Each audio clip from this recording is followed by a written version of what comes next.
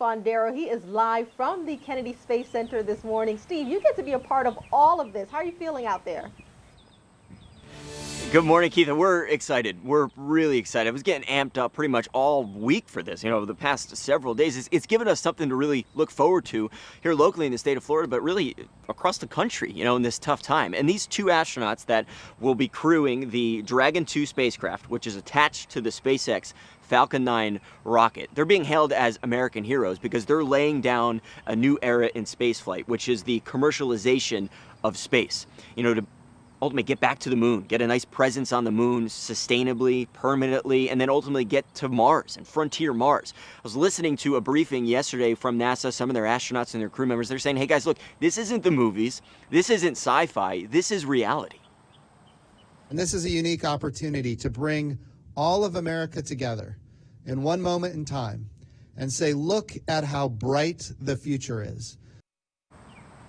All right, so today, NASA specifically is a customer of SpaceX. So today's launch is specifically to test, really an ultimate test, to test the spacecraft and the rocket with a commercial crew. Once the launch goes up, still slated for 4:33 p.m., it'll be about 24 hours or so until the astronauts then dock at the International Space Station. All while that's going on, once they get up there, then that SpaceX Falcon 9 rocket turns around and comes back down to Earth. So just mind-boggling what the technology is going to be doing to get this launch underway. Of course, weather's a huge role in this. I know we've been talking about the chance for showers and a few thunderstorms popping up. In fact, the next time you see me live on GMJ, I may be wearing a rain jacket because I'm watching some poofy cumulus clouds develop. Some thunderstorms are down to the south and the west.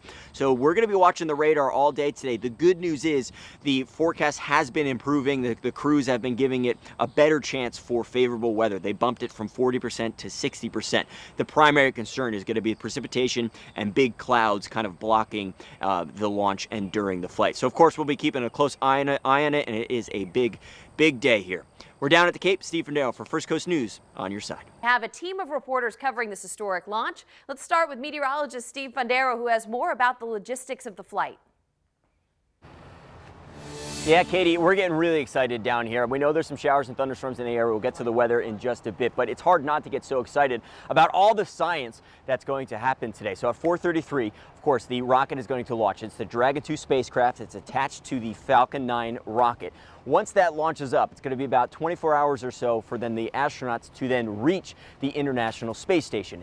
Then astronauts going to spend about a month or so, maybe 3 months on the International Space Station, do their thing. Then they're going to wait for a safe and appropriate window to come back to Earth. The rocket, however, once the spacecraft detaches from the Falcon 9 rocket, that rocket is going to turn around, come back to Earth, and then land out on a barge in the Atlantic Ocean. This isn't the movies. This isn't sci-fi. This is reality. T-minus 1 minute, 35 seconds. We know it will be a good flight.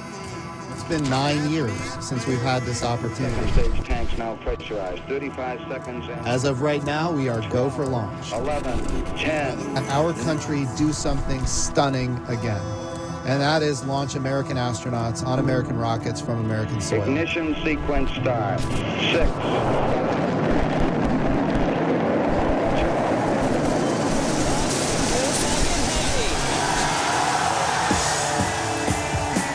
Bring all of America together in one moment in time and say, look at how bright the future is.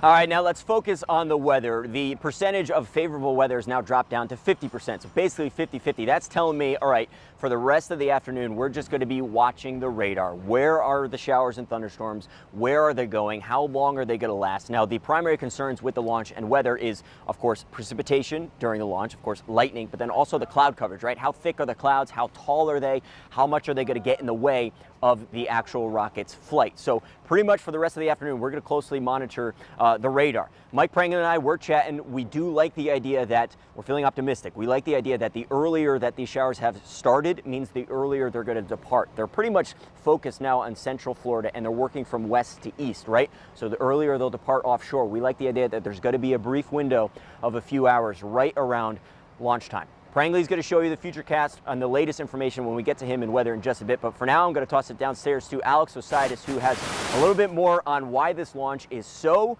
monumental for the commercialization of space. Alex, how you doing, man?